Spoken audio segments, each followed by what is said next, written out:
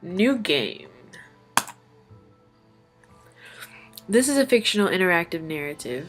Any character resemblances to real life people are purely coincidental. Also, please note that the following game is made for PG-16 audiences. Please note that sexual, violent themes are explored in this game. Trigger warnings, abuse, implied rape, and suicide. You have been warned. Okay? You have been warned, people. Please enjoy. Why, hello. My, aren't you a gorgeous sight?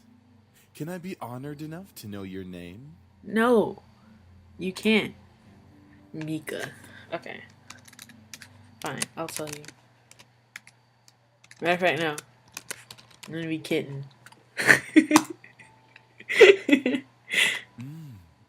A lovely name for a lovely person like you. Wonderful. Hold on, let me see something. Okay, that's all the way up. Just wanna check. Okay.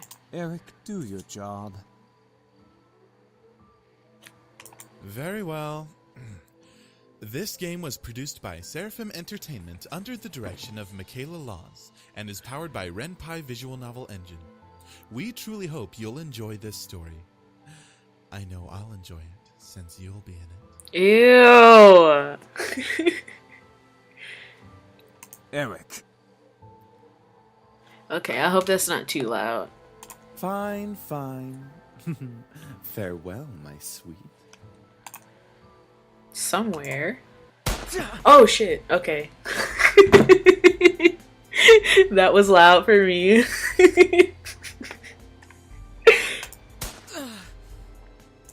Come on! Is that all you got? Wanna try me, asshole? You wanna try me, asshole? This is funny. Oh my god. Crap! Missed. Let's retreat for now. No kidding. Let's get out of here. That's right. You better run, you stupid punks! Stay out of our territory! Call it fate or call it coincidence, that one moment of violence started a chain of events I will never forget. This formula, created in the 70s, is one of the most important in the field of financial theory. It is used to calculate the price of European-style options and is widely used by option marketers, though there are some discrepancies that are now corrected with the modern viewpoint. Rain. It's been a long time since we've gotten rain around here. But it is the season for rainy weather, so it's not exactly that surprising. Personally, I loved the sound of it, the way the raindrops fell, like the soft tapping of fingers. It was so soothing. Even looking at the droplets hit the glass of the window was strangely calming. For this reason, I felt lucky for having a seat next to the window. Though I did spend more time staring outside than I did paying attention in class. The lectures in class were pretty boring. Mrs. Phelps' voice wasn't so euphoric, but I just wasn't interested in what she was saying. And since it was the period right before lunch, all I could think about was doing other things in my free time. Honestly, I didn't really care much for economics. Sure, I had good grades in this class, but it was only because I read the textbook and did my assignments as I had to. I was only taking this class because it was mandatory. If it were up to me, I would have probably taken another course. Luckily, it was my senior year, so after the semester, it would mean the end of high school courses forever. Thank God for that. I didn't hate high school. It was just kind of mundane how the days drifted on, as if there were no end to it. The only thing I really enjoyed about going to school was meeting my friends and hanging out with them, but that was kind of it. In short, I was done with high school. The start of second semester brought a note of finality to it. I had already applied to many universities the semester prior, and I was expecting replies sometime in the next few months. It seemed like the start of something new, something that would change. That is, if things could change. I stared at the faint outline of droplets in the distance. For now, I was stuck in this class. Miss Anderson. What, bitch? Miss Phillips' raised voice interrupted my train of thought. Just then, I was thinking about class. I quickly turned my head to face the teacher. Hopefully she didn't pick me just because she noticed that I was spacing out. Yes, ma'am? Would you care to name the equation I set up on the blackboard? No. Oh, I think I read about that in the textbook last night. It should be the Black-Scholes model formula. Very good as always, Miss Anderson. Anderson. It followed me wherever I went. Most people didn't really know me by my first name, but rather my surname.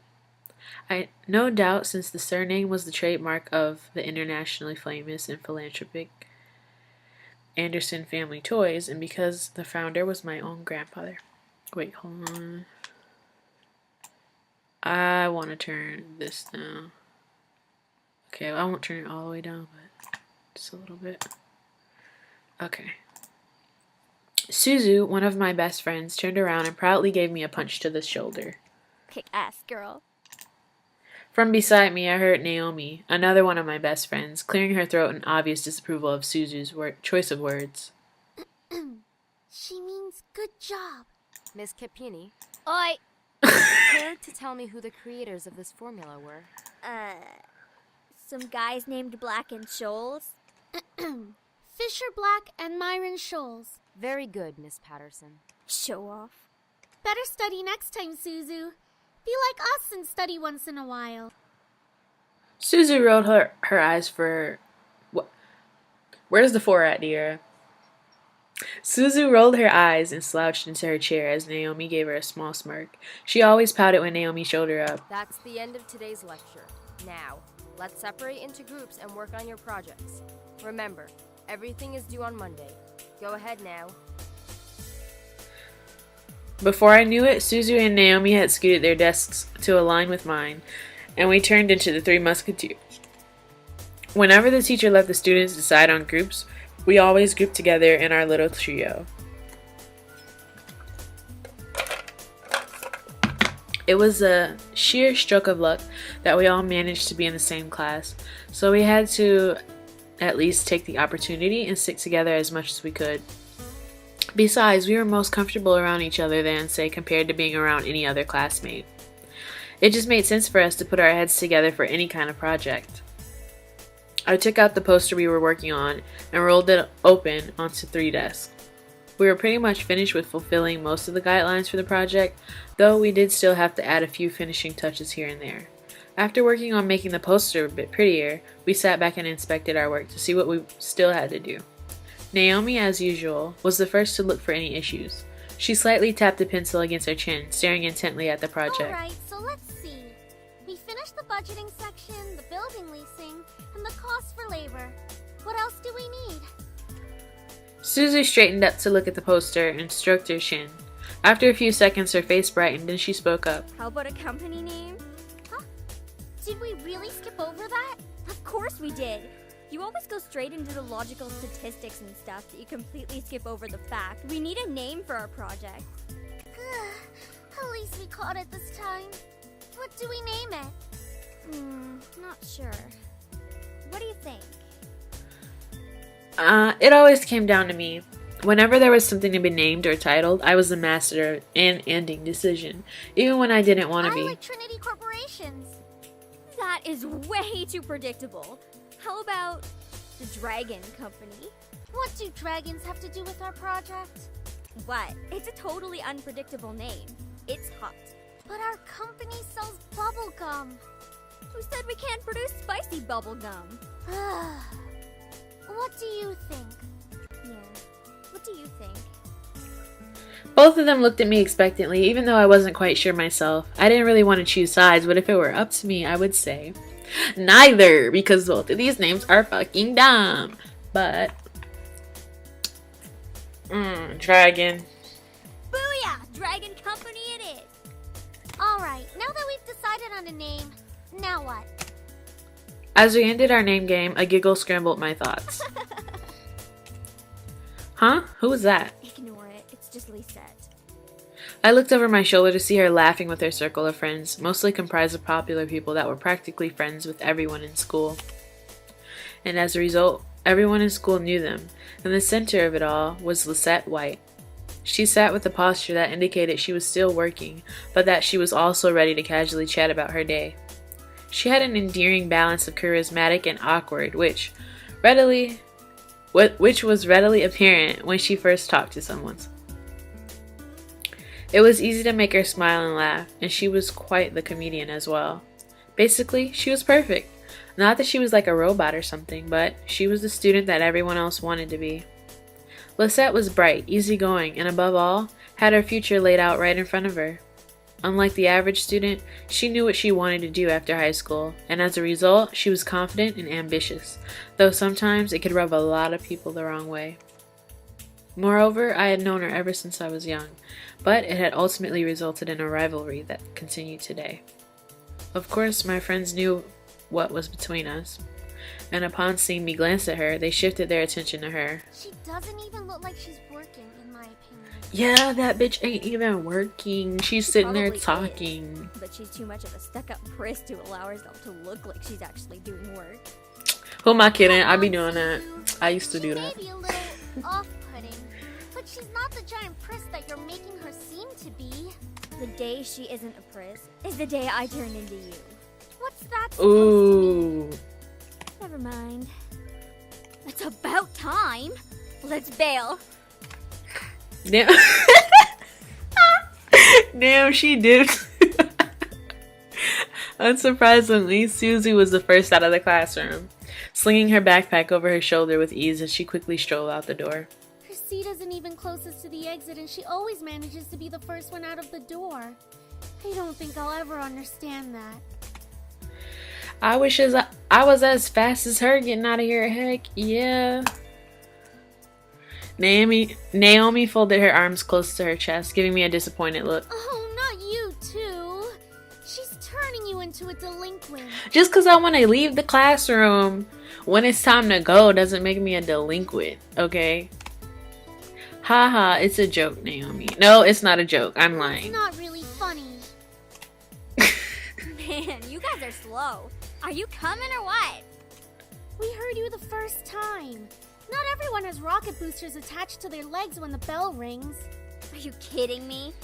That class was ridiculously boring. Even Miss Valedictorian here was dozing off a bit. I do have to admit, I was spacing out, and just because I answered one question doesn't mean I'm automatically the valedictorian. Okay, so it wasn't too interesting. But you should at least pay attention when Phillips is talking about the important parts. So you finally admit it. We're finally on the same wavelength. Welcome to the club, Patterson. Please, don't call me by my last name. This isn't the classroom. And never in a million years will we ever see things eye to eye. Despite this, they both burst out in laughter. Normally, anyone would think that opposites like them wouldn't ever associate with each other, but even though they were so different, their friendship somehow made a lot of sense. Maybe they were just perfect complements, or personality just didn't dictate the possibility of their friendship. After all, we three had been best friends since preschool. Alright, so where are we heading to first? Cafeteria? I think we can all agree that we're really hungry, especially after hearing about Yeah, everybody's I'm order of hungry. delicious spicy bubblegum. I'm always hungry. Who would even buy that? I wonder. Me? I would pay good money to get a taste of it. You do like spicy food after all. We entered the cafeteria, a bustling room filled with the aromas of different kinds of food. As we got in line, we ordered our meals and chatted freely. Cajun fries and the spicy chicken burger for me. That's my definition of a good meal. That's right. I'll take a tuna sandwich and some juice. You're probably going to need water or something to curb all that spicy flavor, Suzu. I can't be tamed by the likes of that. If it's spicy, then it's gotta be all or nothing. You're crazy! Hell yeah, I'm crazy. I think I'm getting a migraine. I think I'll go with... Oh, hell. Ooh, I love mac and cheese. Mac and cheese is my favorite. Yeah. I'm not gonna pick the same thing they're having. That sounds good. Once we've got our food, we settled down at one of the empty tables, putting our backpacks aside to finally dig into the food. Suzu leaned back in her chair, tilting it back so that she could rest her feet on the table by her food. Alright then. Is there anything we want to talk about? Bored already? I know. Let's talk about... Say boys, and I will never speak to you ever again. Aw, why not? What's so interesting about talking about guys? It's not like any of us are gonna get boyfriends anytime soon. We don't know that. What if one boyfriend. Like, Naomi, that's you going to ain't getting happen. no boyfriend. Look at us. I'm a tiny Italian. You're a ditzy blonde. Oh! Hey! No offense. And Anderson here. Well, I guess she could land a boyfriend or girlfriend if she wants. Exactly. Or girlfriend? She can be a lesbian if she wants. Yeah. True. That's okay, Suzu. I'm not sure I want a boyfriend Why yet. not? It's our senior year. Might as well get a boyfriend. Maybe she's just not interested in a relationship, Suzu. Well, it wasn't really about wanting a relationship, but more of there was no one interesting enough to be in a relationship with. Don't get me wrong, I'm an open person, but there were not many interesting guys in the school to go out with. Who knows? Time will tell. Naomi looked at me, wanting to continue the conversation. However, before she could speak, the speakers in the cafe started up and an announcement echoed through the cafeteria. Miss Anderson, please come to the main office immediately. Please bring your things with you. Oh shit, called out. Oh my. Looks like our plans have been cut short. The men in white coats have finally come to get you. Suzu, don't joke around. What if it's serious? I hope it ain't serious. Ah, fine. If something happens, just call us. Funny enough, something did happen. And it was certainly no laughing matter. Cold. It was really cold. The rain became heavier that afternoon, accompanied by rolling thunder now and then. The skies had turned dark, though I couldn't see any of it under the black umbrella. Not that I was looking up. In fact, looking up was the exact opposite of what I wanted to do. I stared at the grass beneath my feet, unable to look up at the people weeping around me. All I could see was the damp grass underneath my feet. Only the monotone eulogies that floated through my ears reminded me that I was at a funeral. It was only when the speeches ended that I was finally able to raise my head. A small gathering of people, mostly made of relatives that I didn't even know were related to me, were huddled around a simple, small grave. For a while, all I heard was the sound of raindrops on umbrellas. If it weren't raining, everything would probably be in a heavy silence. I looked beside me, where my father was standing, and holded up a large black umbrella for our small family of 3. His face was emotionless, a strange sight next to my weeping mother. I wondered what was going through his mind. After all, etched into a smooth gray tombstone before us was his father's name. My grandfather, the one who raised me like his own daughter, had passed away that day. The ceremony was small. Only close family were allowed to come.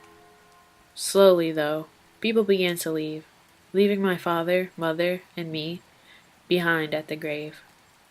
A man dressed in a clean black suit under the uniform black umbrella of the funeral attendees walked towards us, introducing herself as grandfather's lawyer. He pulled out a few documents from his suitcase and began to read aloud its contents. And now, I shall read Harold Anderson's last will and testament. Only my parents and I were allowed to be present for my grandfather's will. It was under the strict request of his lawyer, and there was a reason why. And to my dearest granddaughter, I give my estate. All the furniture and decor that resides within the house shall also be given to my granddaughter. Wow, what? I couldn't believe my ears. I had earned the family estate at 18? That was impossible, and yet it was written by my own grandfather's hand. He passed the family estate to her? Why am I not surprised? Hell yeah, getting this money, okay, and I'm not giving you anything. Dear. Well, did he say anything about what will become of the CEO and chairman position of the Anderson Toys Company? No. It is presumed that the vice chairman will succeed the position. Even to the bitter end, he wouldn't give in. What a stubborn old man. That's your father. You shouldn't be talking stuff about him. Shaking his head, my father turned to face my mother with a serious expression on his face. About the estate. Should we send her there to get used to the building? It'll be a good place for her to live after high school. Are you sure we should? Why not? This would be a good experience for her. Honey, what do you think? Hell yeah. I wasn't really sure what to say. Why did my grandfather think I was the appropriate heir to the mansion? Was I even ready to live on my own? Heck, yeah. Okay, we're getting out of here. We're gonna live in a mansion. We're gonna live it up. That's what I say. Well, that seems to be it. We'll be taking our leave now. I'm sure the little heiress needs some time to adjust. David! He needs help. Even though she raised her voice, my dad wordlessly began walking back to the car, disinterested. Don't mind him, honey. I think that your grandfather's passing really affected him. Why don't we get back home for now? You can go on ahead to the car, Mom. I think I need some time alone with Grandpa. Oh, of course. Take all the time you need. She gave me a quick hug and hurried after my dad. I looked around the funeral grounds, which was completely empty, save for the sullen-looking grave that was laid in front of me. I'm sure that if Grandpa were in charge of arranging all of this, it would have been much different. It was blatantly obvious that my dad was in charge of the whole event. Who else would bury their own family the same day they pass away? Everyone knew my grandfather's love for toys, and yet the grave was a mere stone slab on the ground, void of any children's toys. My dad didn't even bother putting flowers. His disdain for my grandfather was almost pitiful. Sorry, Grandpa. I tried to force out some words, but the only thing that came out was a choked sob. You told me to stay strong, but for now I'm the farthest from it. Like that one time, long ago. Grandpa! Oh, it's so good to see you again, sweetie. I was swept into a giant bear hug, and we both laughed. We both landed. We both laughed as he swung me around like an airplane. It was one of my favorite things about seeing my grandfather, the way he greeted me. Unlike my father, my grandfather was loving and playful, even as I grew older. Sorry that Daddy couldn't be here today. He said that he wasn't feeling too good again. It had always been like that. Dad missed every visit to Grandpa's house, saying that he was busy with work or wasn't feeling well. Is that so? Well, that's okay. Daddy can come around next time. And you're here, right? Yeah. So what are we doing today, Grandpa? Mommy says that there's a new dessert cafe open in town. Maybe we could go? Oh, I would love to. But I've been so busy with the company these days. We're actually working on a little something. Would you like to see? Yes. Ooh, is that a toy? It is. I was designing a new line of them. But I feel like something's missing. You don't think you could help me out, could you? Of course. He placed the toy in my hands with a smile, and I inspected it carefully. It was beautifully crafted, and obviously a lot of work was put into it. There was one thing, though. So, what do you think? I think the head on his chest could light up when you hug it. It'll be like it's alive, and it can be a little nightlight before you sleep. He stroked his chin, considering my input, while nodding his head. After a few moments of silent deliberation, he turned to me with a chuckle. That's a great idea. I'll get to changing it right away. You're always like my little lucky charm, dear. You always know what to add to make the perfect toy. Well, I hope I can be like you one day, Grandpa. You want to make toys as well? Well, making people happy is the best feeling in the world. I don't know if I want to make toys when I grow up, though. Don't worry too much about it. You have plenty of time to decide. Besides, you should do what makes you happy as well. That makes sense. Daddy doesn't think of it in the same way, though. Your father. I'm sure he just wants the best for you. I'm not so sure about that. Sweetie, look at me. He bent down to look at me eye level, with a serious look on his face. As much as your father may say something that doesn't make sense now, you must remember that he's always thinking about you. He loves you. There's no doubt about that. And you need to love him just as equally. I don't hate Daddy. I really do love him. I don't know why he's like this, though. Your father and I have had some difficulties with each other in the past. But it's nothing that you should be concerned about. I had heard tidbits of this from my mother and various other people. The only people who had stayed quiet were my father and grandfather. Both of them refrained from saying a word on the subject matter, but it was clear that whatever happened set up a wall between them. It's hard, though, trying to pretend as if nothing were wrong. However, no matter what, you have to stay strong. You're a big girl already, and, well, There'll come a day when it seems like it's you against the world. But always remember that your family and friends will be here with you. Daddy, Mommy, your friends at school, me. We'll stand together to get through it. How can you be so sure of that? Because we'll be right here and here. He pointed his finger to my head first, and then he pointed at my chest. So stay strong. Promise? For a moment he looked almost sad, pleading, but as quickly as it had come, the expression disappeared from his face, and he was all smiles once again. Promise. Upon hearing that, Grandpa let out a burst of laughter and stood up. All right then. Enough of that. How about I whip up some special homemade dessert? I know I can't accompany you at that new cafe, but we sure can talk and eat while I cook and do some paperwork. Homemade dessert? I'll race you to the kitchen. Hey, slow down there. I'm not what I used to be. You willed me to the very home I loved to see you in. Why? Why would you think that I would be ready to take it, especially after this? A surge of anger bubbled within me, and I quickly swallowed it. There was no use in getting mad, especially when the person in question was no longer there. I'm sorry. It's hard to stay calm when you've left me with so many questions, especially about what happened between you and Dad. What am I doing? Talking to a grave. My vision blurred, and I suddenly realized that I was crying. My face heated up as tears rolled down my cheeks. I'll bring you some flowers later. I miss you, Grandpa. I'll try my best to fulfill my promise I gave to you, even if the world might be turned against me. I left the grave, wiping my tears hastily so my parents wouldn't see. Well, it's time to head back home. I'll cook up your favorite lasagna when we get home, okay? Thanks, Mom. However, my dad didn't speak the entire drive home. I wanted to talk to him, but after his moment at the funeral, I wasn't sure if that was a good idea. It's about time we took off those dreary black clothes. He's dreary. Gathering up my courage, I decided then that it was time to talk. Dad, could I ask you something? Go ahead. Why do you want me to move into the estate so soon? I thought I made that rather clear. The college near your grandfather's house is well known for its business program. You are planning to major in business, yes? Right after you graduate from high school, you'll just live there and can easily commute to and from school. It's a perfect fit for you. But it's so sudden. You just decided so quickly right after the funeral.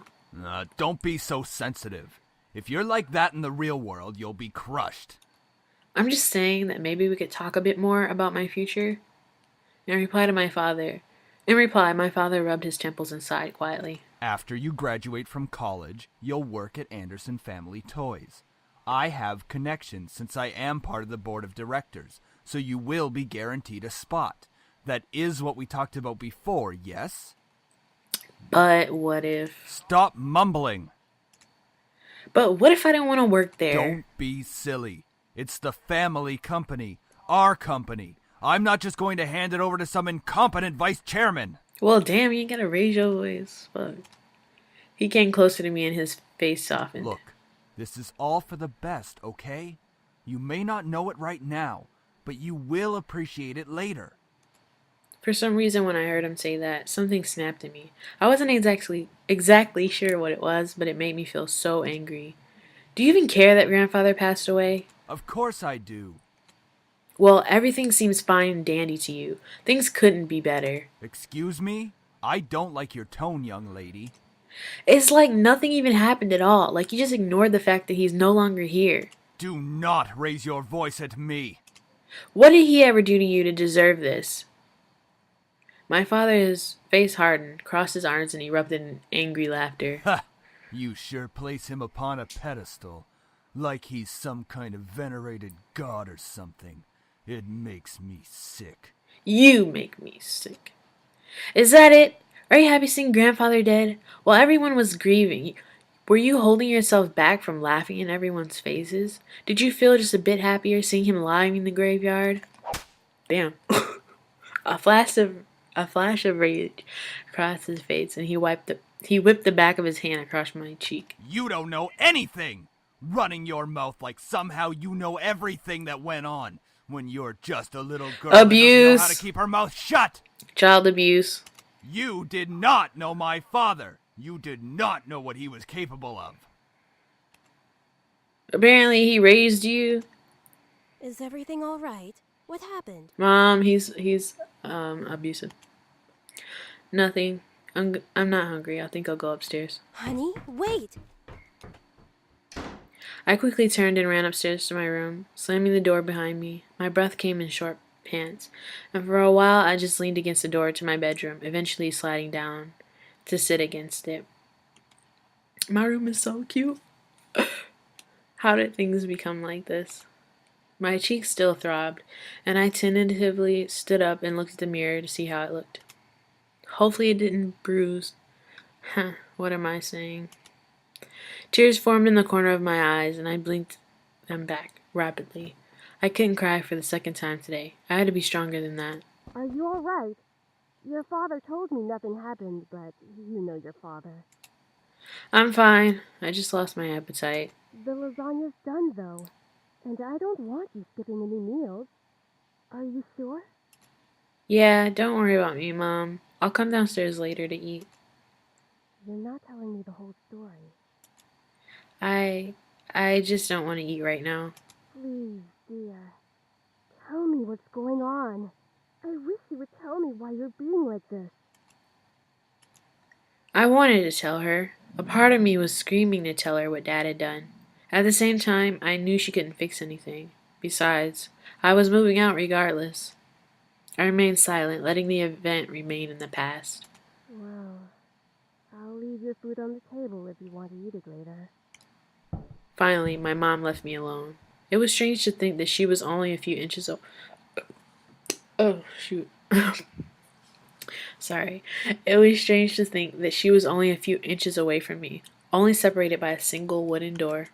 I really didn't know what to do. I needed to do something, anything, to get my mind off what just happened.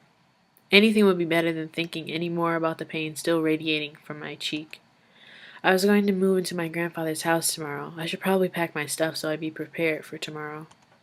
Yeah, that was a good idea. I should start packing. I opened the closet, rummaging around for a while before I finally found 2 large bags. Pulling them out onto the floor of my room, I then began to empty my drawers and cabinets so that I could bring all my things with me. I didn't have much to bring, other than just clothes and some toiletries. It was kind of bizarre. I didn't have many personal belongings. It wasn't like my luggage was completely devoid of them, but I certainly didn't have many things in the room that I would miss if I just suddenly left the house. I shook my head to rid myself of these thoughts. If it were going to be my new home, I would have to feel like it. It would have to feel like it. One way or another, I was going to make it a home. Just as I was packing my things, my cell phone began ringing and vibrating in my pocket. I slipped my phone out of my pocket and answered it before slowly easing myself out onto my bed. Who could possibly be calling? Hey, Anderson, you there? Is everything alright? We were worried about you, so we decided to call. Hello? I'm really glad you guys called. My voice managed to come out, though it was only a whisper. What happened? Are you okay? Well, I slowly began to tell them about the funeral that afternoon. A small silence followed when I was done recounting what happened, and to my relief, Naomi finally spoke up. I can't begin to imagine how you must be feeling right now. I'm so sorry. Do you want us to come over right now? No, it's okay. My dad isn't in a good mood, so could we just keep talking on the phone like this? Of course! We'd stay on the phone until the crack of dawn. Right, Suzu? Yeah. We're always here if you need us. After all, we wouldn't be the awesome triple threat trio without you, right? Yeah. Triple threat trio? That sounds like the name of a gang. Yeah, I mean, we're all taking on the world together. We've got to sound somewhat scary, or else no one's going to take us seriously. What's with you and naming things? You've got to step up your game, Naomi. Falling behind to the cool kids like Anderson and me. Tisk, tisk. Hey! I'm a cool kid! If anything, I'd say you'd have to step up your game! We chatted cheerfully about all sorts of things. Very soon I had forgotten about the events that day and was engaged in a conversation about Naomi's favorite TV show, some program called Herlock. We all agreed that the actor playing the titular character, main character, certainly had a very distinctive look about him, with that long overcoat and scarf wrapped around his neck. We had many disagreements about who we thought was the coolest character. Yeah, he has really high cheekbones, and his eyes are pretty. Though I do say I prefer Jadson. As a bonus, his actor is just so sassy. I looked at the clock hanging on the wall and realized how late it was. Whoa, it's 1 a.m.? Sorry for keeping you guys up so late. I think I'm gonna hit the hay for tonight. See you guys at school tomorrow. I should probably shower and go to bed. I can't believe I stayed up this late just to talk to my friends. But it was really nice. Well, to the bathroom I go. I took a relaxing shower. Nothing beat hot water and the feeling of being clean. After drying myself, I promptly dressed in my pajamas and crawled into bed. Ah, a nice hot shower after a long day. I'm so glad to finally be in bed. It had been a really long day. I knew that I was wishing for something to change back in class, but I certainly wasn't expecting any of the things that happened today. And I have to go back to school tomorrow. I curled up on my side and tightly wrapped the blankets around me. I really wasn't in the mood to be returning to school, but my dad probably would make me go just for the sake of it. It's time to go to sleep. I reached out the lamp. I reached out to the lamp on my nightstand to turn off the lights. However, my mind was so lost in the passing of my grandfather and the thought of inheriting something so big that it haunted my mind the entire night until the next morning.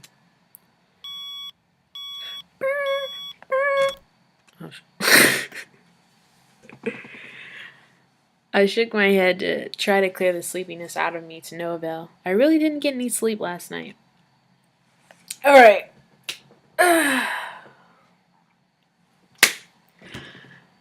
That's the end of part 1. Stay tuned for the next one. Okay. Bye, guys.